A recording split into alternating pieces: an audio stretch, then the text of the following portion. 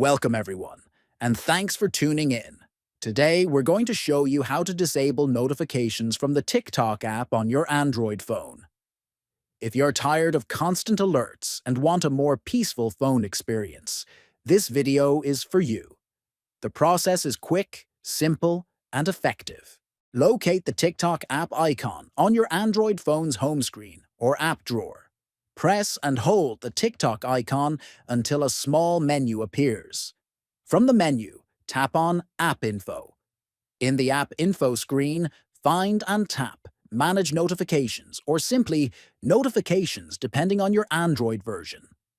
Toggle off the switch labeled Allow Notifications. This will completely disable all push notifications from TikTok. Now you know how to disable TikTok notifications easily on Android. This method helps reduce distractions and keeps your phone experience more focused. Don't forget to explore our channel for more helpful tech tips.